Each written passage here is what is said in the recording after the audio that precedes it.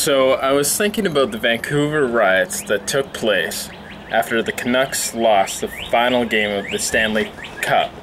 Now, I know that it has been a while since it has happened and it's old news, but it has given me a chance to reflect on how the riots have affected me, how they affect society, and how it affects Vancouver, and how it affects sports.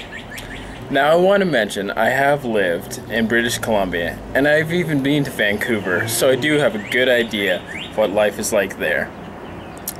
For the most part, life in BC is somewhat laid back. Or maybe casual is a better way to put it.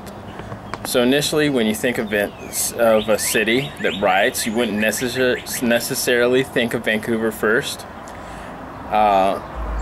Especially with the stereotypical view of Canadians being peace-loving, nice, friendly people. However, it has been said before, and definitely applies to the riot in this case, that once you put a hockey stick in the hands of a Canadian, that peaceful, nice, polite Canadian turns into an angry, slightly crazed, or in the case of the Vancouver rioters, very crazy person hell-bent on doing what Canadians claim to do best, at which is play hockey. Now, as the news of the riots came out, it got me thinking of my time in BC. I have to admit, I did have some good times out there, mixed in with some very bad times as well. But I do want to share that while I was out there, I did have this friend who, let's say, wasn't the smartest of people. For example, one year on Devil's Night, he walked around his hometown with some eggs, trying to figure out which house he was finally going to egg. After hours of walking around with eggs, he finally decided to go back to his home, and instead of just bringing the eggs back inside and putting them in his fridge, for whatever reason he decided to throw the eggs at his own house. Which doesn't make sense to me. What makes it worse was the siding on his house was made of wood, which just makes for an awful mess. On another occasion, while we were both relaxing in his home, he just decides to spit on his own carpet. By the way, this guy currently lives in Vancouver, so I'm not sure if that tells you what type of people live in Vancouver.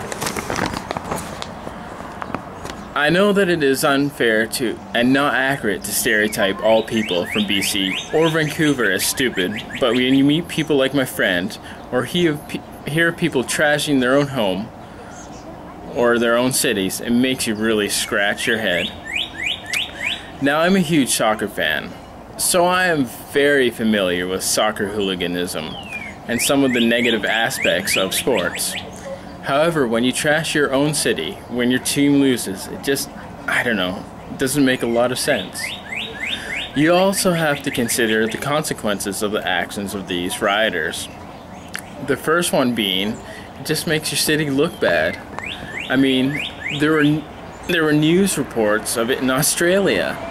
When the people of Australia start criticizing you for bad behavior, you know you have crossed the line.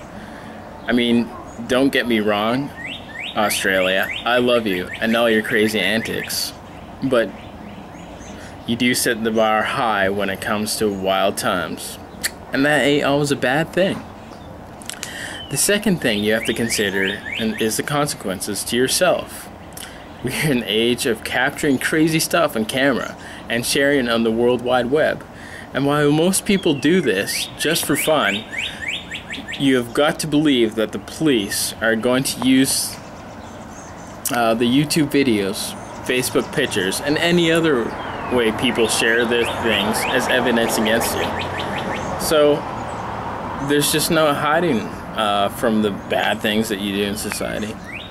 Thirdly, in this time of economic recovery and tighter budgets, even in Canada, where the economy is doing relatively better than many other countries, it just doesn't it just makes it that much harder for your community to recover.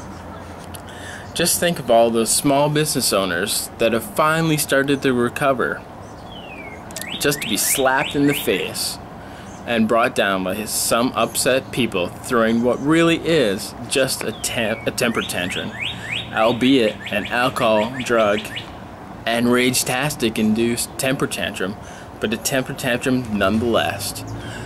There's a lot more I could say about this situation that happened in Vancouver, but I just wanted to share some of what I was thinking.